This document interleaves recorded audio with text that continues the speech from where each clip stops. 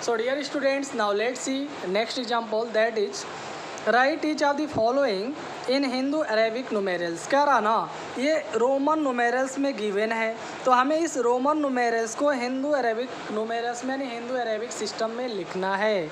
तो how can we write, तो let's see. तो here you have to see that you have to separate each part of this Roman numeral. पहले आप इसके हर एक part को अलग अलग कर लीजिए। तो आप चाहें तो डायरेक्टली लिख सकते हैं if you are capable to do, but if you are not capable to do then first you separate if you want to learn. हाँ, अगर हमें सीखना है तो पहले आप इसके हर एक पार्ट को सेपरेट कर लेते हैं, then we can write it in Hindu Arabic system. तो dear student, you are seeing that it is C and it is X L. तो एक्स यल यानी ग्रेटर वैल्यू के पहले आया, तो इन दोनों का एक ग्रुप हो गया, इन दोनों को माइनस करना है। वी आई यानी आई वी के बाद आया, मतलब वी में आई को प्लस करना है। हाँ, तो ये तीसरा पार्ट हो गया। तो आप यहाँ लिख सकते हैं I C plus X L plus V I.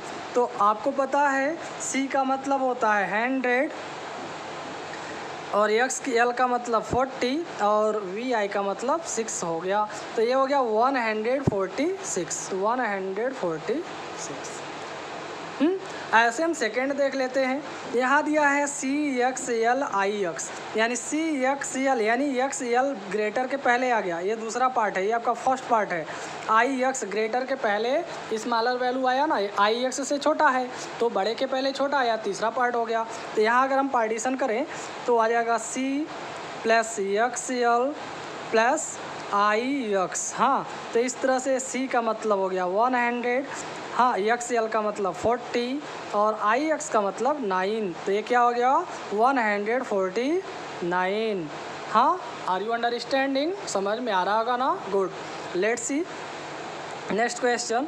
Here you are given M, M का मतलब होता है 1000, यम अलग हो गया। सी सी आपको दिख रहा है ना, ये सी सी आपस में ऐड होंगे, या हम कह सकते हैं हाँ दोनों रिपीट हो रहा है तो प्लस होगा ही होगा। तो ये सी सी आपका दूसरा पार्ट हो गया, एक्स और वी आपका तीसरा पार्ट हो गया, क्योंकि एक्स आपका ग्रेटर है, वी स्मॉलर यानी उसके बाद आया ऐड होगा, तो एक्स वी नेक्स्ट पार्ट हो गया। तो हो जाएगा यह एम का मतलब 1000, सी सी का मतलब हो गया 200, 100 प्लस 100 इसे लिख सकते हैं, बट डायरेक्टली हम 200 लिख देते हैं, और एक्स वी का मतलब होता है 15।